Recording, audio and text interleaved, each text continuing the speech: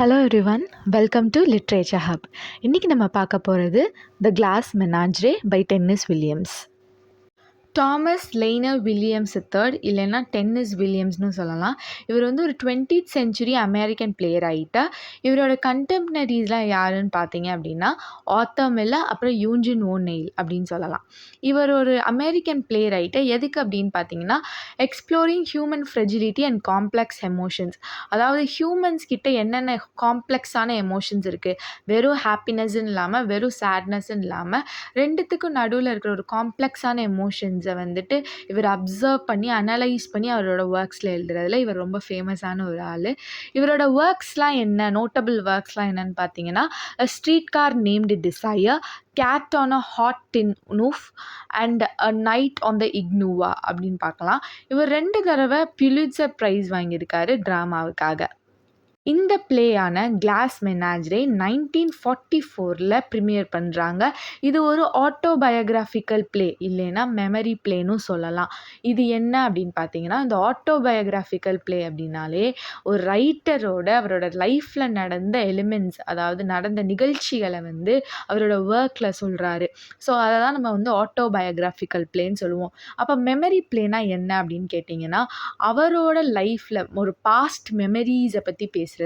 So இந்த particular play வந்து 1930s Saint Louis அப்படின்ற இடத்துல இருக்குது.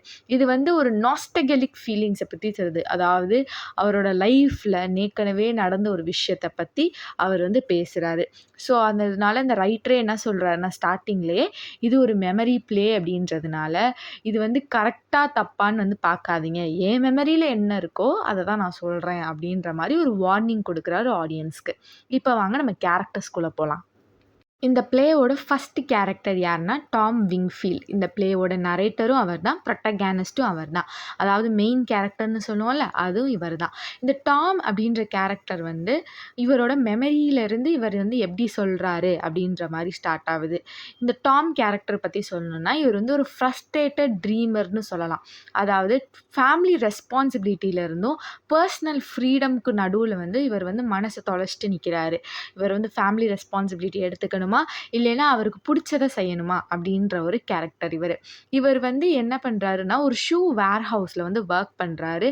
ஆனால் வந்து இவருக்கு ஒரு பொயட் ஆகணும்னு ஒரு ஆசை. ஸோ இதுதான் இந்த கேரக்டரை பற்றின ஒரு டீட்டெயில் வியூ. அடுத்து நம்ம நெக்ஸ்ட் கேரக்டருக்குள்ளே போகலாம்.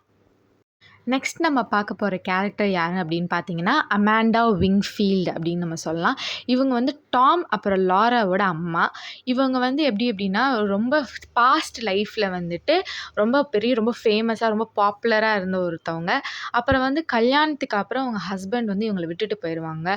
அப்புறம் இவங்க தனியாக வந்து இந்த பாவர்ட்டிலையும் ஐசோலேஷன்லையும் இருந்து அவங்க வந்து கஷ்டப்பட்டு அவங்க குழந்தைங்கள வளர்த்து வருவாங்க. இவங்களுக்கு என்ன ஒரு பயம் அப்படின்னா அவங்க ஹஸ்பண்ட் எப்படி அவங்கள விட்டுட்டு போனாங்களோ அதே மாதிரி டாமும் அவனை விட்டுட்டு போயிடுவானோ, இவங்களை விட்டுட்டு போயிடுவாங்களோ, அவங்க ஃபேமிலியை விட்டுட்டு போயிடுவாங்களோன்னு பயம்.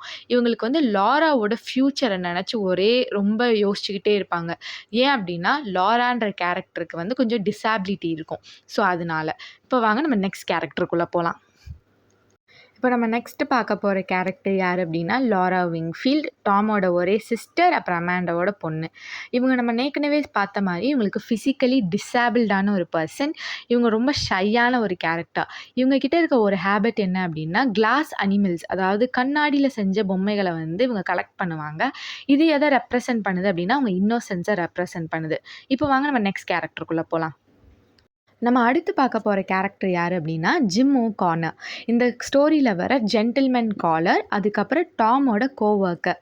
இவர் வந்து லாராவை பொறுத்தவரை ஒரு ஹோப்பாக இருக்கார். ரொம்ப ஒரு ப்ராக்மேட்டிக், அப்புறம் ஒரு செல்ஃப் கான்ஃபிடென்ட்டான ஒரு கேரக்டர். இந்த ஸ்டோரியில் இவர் வந்து அமாண்டா வீட்டுக்கு வராரு. இவர் வந்து லாரா கூட டைன் பண்ணுறாரு. அதுக்கப்புறம் என்ன ஆகுது அப்படின்னு நம்ம டீட்டெயிலாக ஸ்டோரிக்குள்ளே போகலாம். இப்போ நம்ம நெக்ஸ்ட் கேரக்டர் யாருன்னு பார்க்கலாம். இந்த ஸ்டோரியோட லாஸ்ட் கேரக்டர் மிஸ்டர் விங்ஃபீல்ட், அமாண்டாவோட ஹஸ்பண்ட், அப்புறம் டாம் அண்ட் லாராவோட அப்பா. இவர் வந்து சின்ன வயசுலேயே இவங்களோட ஃபேமிலியை வந்து அபேண்டன் பண்ணிட்டு போயிடுவார். இவரோட இந்த த்ரூ அவுட் த ஸ்டோரி ஃபுல்லாமே இவர் ஒரு ஃபோட்டோகிராஃபர் மட்டும்தான் இருப்பார்.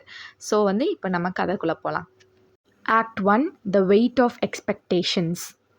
இந்த ஸ்டோரி எப்படி ஸ்டார்ட் ஆகுது அப்படின்னா, டாம் வந்து அவரோட நரேட்டர் ரோல்லேருந்து ட்ரான்சிஷன் ஆகி அவரோட கேரக்டர் ரோல்குள்ளே போய் அப்பார்ட்மெண்ட்குள்ளே வராரு.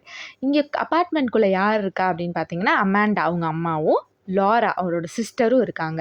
ஸோ இங்கே என்ன நடக்குது அப்படின்னா, அமாண்டாக்கு என்ன அப்படின்னா, லாரா லைஃப் மேலே ரொம்ப அப்சஸ்டாக இருக்காங்க.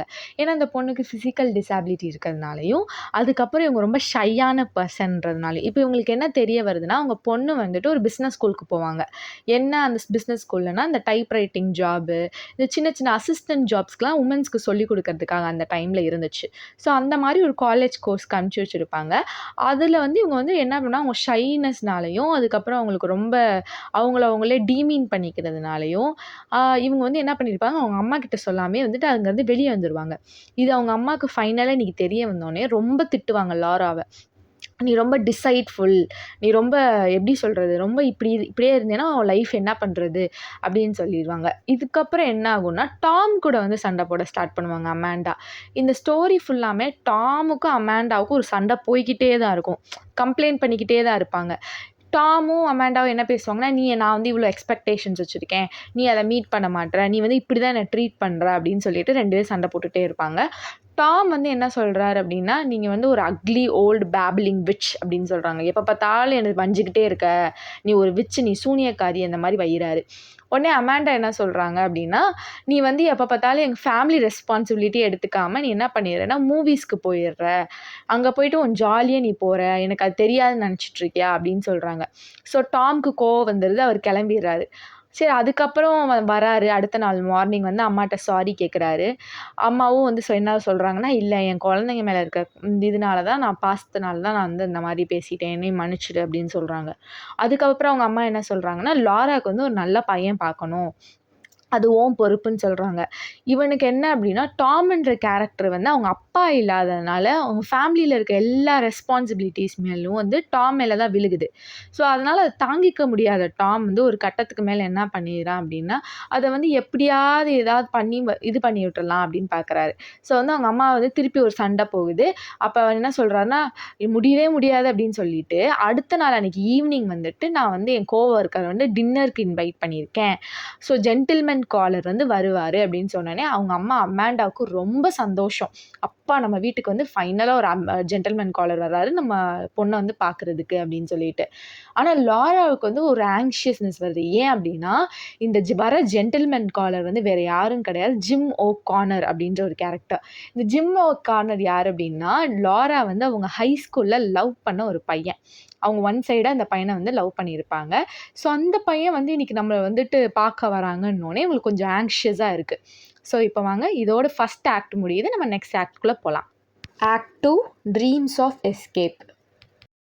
ஸோ அன்னைக்கு ஈவினிங் வந்துட்டு the long await gym O'Connor வீட்டுக்கு வராரு. வந்த உடனே வந்து இந்த டாமும் ஜிம்மும் என்ன பண்ணுறாங்க அப்படின்னா, ஃபயர் எஸ்கேப்க்கு போகிறாங்க. இந்த ஃபயர் எஸ்கேப் மூலமாக தான் இந்த அப்பார்ட்மெண்ட்குள்ளேயே நம்ம நுழைய முடியும். ஸோ அந்த ஃபயர் எஸ்கேப்க்கு போய் இவங்க 2 சிகரெட்ஸ் பண்ணுறாங்க. அதுக்கப்புறம் என்ன ஆகுது அப்படின்னா, ஜிம் வந்து அவரோட லைஃப்பில் வந்து எப்படி நான் முன்னேறிக்கிட்டே போகணும் அப்படின்ற அவரோட ஆசையை வந்து வெளிப்படுத்துகிறாரு. இதே சமயத்தில் டாம் என்ன பண்ணுறாரு அப்படின்னா, இந்த மாதிரி நான் வந்து மர்ச்சன்ட் செயிலர் அப்படின்ற ஒரு யூனியனுக்கு வந்து என் ஃபேமிலிக்கு வந்து எலக்ட்ரிசிட்டி பில் கட்டுவோம்ல, அந்த பணத்தை எடுத்துகிட்டு வந்து நான் இந்த இதில் கட்டிட்டேன். நான் வந்து என் ஃபேமிலியை விட்டுட்டு போகிறேன். உங்களுக்கு இந்த கல்யாணம் பண்ணி வச்சு நான் கிளம்ப போகிறேன் அப்படின்ற மாதிரி அவருக்கு ஒரு ஆசை இருக்கிறதாவும், அதுக்கு நான் பணம் கட்டிட்டேன். எப்படியாவது அந்த ஃபேமிலியை விட்டுட்டு போகணுன்னு தான் இருக்கேன் அப்படின்ற மாதிரி அவரோட ஆசையை வந்து வெளிப்படுத்துகிறாரு. ஸோ அந்த ஃபேமிலி டின்னர் நடக்குது. அந்த ஃபேமிலி டின்னரில் வந்து அமாண்டா வந்து ஒரு அவுட் ஆஃப் டச் இன்அப்ராப்ரியேட் ஒரு பால் கவுன் போட்டிருக்காங்க. அதாவது எப்படின்னா, சில பேர்லாம் இருப்பாங்க இந்த பர்த்டே ஃபங்க்ஷன்ஸ்க்குலாம் ரொம்ப கிராண்டாக ஏதோ கல்யாணத்துக்கு போகிற மாதிரி ட்ரெஸ் பண்ணுவாங்கல்ல, அந்த மாதிரி அதுவும் அவுட் ஆஃப் டச் ரொம்ப பழைய கால மாடல் எடுத்துகிட்டு வந்து போட்டுட்டு அதை வச்சு டின்னர் சர்வ் பண்ணுறதுக்கு அந்த மாதிரி போட்டிருக்காங்களாம். ஸோ அந்த டின்னர் முடிஞ்சோடனே என்ன ஆகுதுன்னா, அந்த வீட்டில் இருக்க எலக்ட்ரிசிட்டி ஆஃப் ஆகுது. உடனே அமாண்டாவுக்கு தெரிஞ்சிருச்சு. டாம் வந்துட்டு என்ன பண்ணல அப்படின்னா, எலக்ட்ரிசிட்டி கட்டலை அப்படின்னு. 2 பேத்துக்கும் நடுவில் ஆர்கியூமெண்ட் பயங்கரமா போகுது. இப்ப நடுவுல என்ன ஆகுது அப்படின்னா, ஜிம்மும் லாராவும் இன்ட்ராக்ட் பண்றாங்க. ஜிம்முக்கு வந்து ஞாபகம் வருது. இந்த மாதிரி லாரா வந்து ப்ளூ ரோசஸ் அப்படின்னு சொல்லி அவர் நிக்நேம் பண்ணியிருப்பாரு. அதாவது நீல கலர்ல இருக்கிற ரோசஸாம். இதை வந்து லாரா என்ன தப்பாக எடுத்துக்குவாங்கன்னா, அவங்களுக்கு வந்து டிசபிலிட்டி வந்து எதனால வந்திருக்கும்னா, ப்ளூரோசிஸ் அப்படின்ற ஒரு நோயால் வந்திருக்கும். ஸோ வந்து அதை வச்சு தான் இவர் இப்படி நம்மளை கிண்டல் பண்ணுறாரு அப்படின்னு நினச்சி இவங்க வந்து ரொம்ப கவலைப்பட்டிருப்பாங்க. பட் இந்த மிஸ் அண்டர்ஸ்டாண்டிங் சால்வ் ஆகுது. இதுக்கு நடுவில் வந்து லாரா வந்து அவங்களோட கிளாஸ் அனிமல்ஸ் இருக்கும்ல, நான் சொன்ன மாதிரி அவங்க கலெக்ஷன்ஸ் பண்ணியிருப்பாங்க. கண்ணாடி பொருட்கள் வச்சு இவங்க கிளாஸ் கலெக்ஷன்ஸ் பண்ணியிருப்பாங்க. அதெல்லாம் என்ன ஆகுது அப்படின்னா காமிக்கிறாங்க. ஸோ இதுக்கப்புறம் இவங்க டான்ஸ் ஆடுறாங்க. இதெல்லாம் நடந்துட்டுருக்கு. இப்போ வாங்க நம்ம நெக்ஸ்ட் சீன்குள்ளே போகலாம். Resolution, the final departure. நான் சொன்னேன் இல்லையா, லாஸ்ட் சீனில் வந்துட்டு இந்த லாரா வந்துட்டு கிளாஸ் அனிமல்ஸ்லாம் காமிப்பாங்கன்னு. அதில் ஒரு முக்கியமான ஒரு கிளாஸ் அனிமல்ஸ் இவங்களுக்கு பிடிச்சது என்ன அப்படின்னா, இந்த யூனிகார்ன் அப்படின்றது. அது வந்து ஒரு மித்திக்கல் கேரக்டர். அதாவது குதிரை மேலே ஒரு கொம்பு இருக்கும். ஸோ அந்த கேரக்டரை. ஸோ இது வந்து இவங்களுக்கு ரொம்ப பிடிக்கும் அப்படின்ற மாதிரி ஜிம் கிட்ட சொல்லுவாங்க. அதுக்கப்புறம் இவங்க டான்ஸ்லாம் ஆடுவாங்கன்னு சொன்னேன் இல்லையா, அந்த டான்ஸ் ஆடும்போது என்ன ஆகும்னா, ஜிம் வந்து என்ன தள்ளி விட்டுருவார் அப்படின்னா, அந்த யூனிகார்னை தள்ளி விட்டுருவார். தள்ளி விடும்போது என்ன ஆகும் அப்படின்னா, அந்த யூனிகார்னோட கொம்பு உடஞ்சி விழுந்துடும். ஸோ இதுக்கப்புறம் வந்து இவங்க கிஸ் பண்ணுவாங்க. கிஸ் பண்ணி முடித்தோடனே ஜிம் ஓகானர் வந்து என்ன ரிவைல் பண்ணுறாருன்னா, எனக்கு ஏற்கனவே என்கேஜ்மெண்ட் ஆயிடுச்சு ஒரு பொண்ணோட அப்படின்னு சொல்லி ரிவைல் பண்ணுறாரு. ஸோ அதுக்கப்புறம் என்ன ஆகுதுன்னா, அவர் சீக்கிரம் வந்து அப்படியே கிளம்ப போகிறாரு. கிளம்ப போகிறதுக்கு முன்னாடி லாரா வந்து அவரை நிப்பாட்டி, அந்த ஹார்ஸ் இருக்கும் சரிங்களா, யூனிகார்ன் சொன்னேன்ல உடஞ்சி விழுந்துருக்கா, அந்த யூனிகார்னை வந்து ஜிம் ஓகானருக்கு கிஃப்ட் பண்ணிடுறாரு. ஸோ அமாண்டாவுக்கு வந்து ஜிம் ஓகானருக்கு ஏற்கனவே என்கேஜ்மெண்ட் ஆகுது அப்படின்னு தெரிஞ்சோடனே டாம் மேலே பயங்கர கோவம். ரொம்ப ஆர்கியூமெண்ட் நடக்குது. உனக்கு இது தெரிஞ்சிருக்குது ஏற்கனவே, நீ வந்து என்னை ஏமாற்ற பார்த்துருக்க அப்படி இப்படின்னு சண்டை போடுறாங்க. இதோட வந்து டாம் வந்து அந்த வீட்டை விட்டு வெளியே வந்துடுறாரு. இதோட ஸ்டோரி முடியுது. இந்த எண்டிங் ஆக்டில் வந்து எப்படி ஆகுது அப்படின்னா, லாரா வந்து அவங்க அப்பார்ட்மெண்ட்டில் கேண்டில்ஸ் வந்து ஊதுற மாதிரியும், நரேட்டர் வந்து டாம் வந்து அவரோட ஃபைனல் குட் பாயை வந்து சொல்கிறாரு. அவர் வந்து இப்போ 6 மாதம் கழித்து இந்த கதையை நம்மக்கிட்ட சொல்கிற மாதிரியும், அந்த சீனில் டாம் வந்து என்ன சொல்கிறாருன்னா, என்ன தான் 6 மாதம் ஆனாலும் என்னால் என் சிஸ்டரை மறக்கவே முடியலை, என் சிஸ்டருக்கும் எனக்கும் உள்ள பந்தம் அப்படி அப்படின்னு சொல்லி இந்த கதையை முடிக்கிறாரு. இந்த கதையில் வர அந்த யூனிகார்ன் இருக்குது இல்லையா, அது வந்து ஒரு கற்பனை கதாபாத்திரம்னே சொல்லலாம். ஸோ அது உடையும் போது லாரா வந்து ரியாலிட்டிக்கு வராங்க. பட் வந்து அந்த ஜிம்னால் அவங்க வந்து அவர் சொன்ன பொய்னால் அவங்க என்ன பண்ணுறாங்க, அவங்க ரியாலிட்டி, அதாவது அந்த குதிரையாக மாறின அந்த உடஞ்சி போன யூனிகார்னை ஜிம்கிட்டே கொடுத்துட்றாங்க. ஸோ இதோட நம்ம கிளாஸ் மெனாஜரை முடிச்சிடலாம். இப்போ நம்ம தீம்ஸ் பார்க்கலாம் வாங்க. Themes and analysis. இந்த கதையோட தீம்ஸ் என்னன்னு பார்க்கலாம். ஃபஸ்ட்டு வந்து என்னென்னா, மெமரி அண்ட் நாஸ்டால்ஜியா. எல்லாருமே வந்துட்டு அவங்களோட மெமரிஸை பற்றி பேசுகிறாங்க. ஃபார் எக்ஸாம்பிள் வந்து டாம் வந்துட்டு அவரோட இந்த கதையோட ஸ்டார்டிங்லேருந்தே அவர் வந்து அவரோட மெமரியை பற்றி தான் பேசுகிறாரு. அமாண்டா வந்து அவங்களோட பாஸ்ட்டை பற்றி பேசுகிறாங்க. ஜிம் ஓகானர் வந்து எப்படின்னா, அவரும் வந்து பாஸ்ட் பற்றி தான் பேசுகிறாரு. பெட்ரேயல், அதாவது எப்படின்னா அப்பா வந்து வீட்டை விட்டுட்டு போகிறது, அது ஃபஸ்ட்டு பெட்ரேயல். டாம் வந்து விட்டுட்டு போகிறாரு. அதுக்கப்புறம் ஜிம் ஓகானரும் அவரோட ரெஸ்பான்சிபிலிட்டி எடுத்துக்காமல் அந்த பொண்ணை கிஸ் பண்ணோன்னே அவர் ரெஸ்பான்சிபிலிட்டி இல்லாமல் வெளியே போயிடுறாரு. ஸோ வந்து எல்லாருமே இந்த வீட்டில் இருக்க எல்லாருமே வந்து ஒரு கற்பனை உலகத்தில் தான் இருக்காங்க. ஃபார் எக்ஸாம்பிள் வந்து அமாண்டா வந்து ரொமான்டிசைஸ் பண்ணுறாங்க அவங்க இருக்க பாஸ்ட்டை. டாம் வந்து மூவிஸும் பொயட்ரியையும் அவரோட எஸ்கேப்பிஸ்டஸாக எடுத்துக்கிறாரு. லாராவுக்கு வந்து அவங்களோட கிளாஸ் அனிமல்ஸ். ஸோ எல்லாருமே வந்து ஒரு கற்பனை உலகத்திலே இருக்காங்க, யாருமே ரியாலிட்டியிலே இல்லை. So illusion versus reality. So இதோட தீம்ஸ் முடியுது. இந்த வீடியோ உங்களுக்கு பிடிச்சிருந்துச்சுன்னா சப்ஸ்கிரைப் பண்ணுங்கள், லைக் பண்ணுங்கள், அப்புறம் மறந்துடாமல் அந்த பெல் ஐக்கானை கிளிக் பண்ணுங்கள். ஸோ அப்போ தான் உங்களுக்கு நியூ வீடியோஸ்லாம் வரும். தேங்க்யூ ஃபார் வாட்சிங். Bye bye.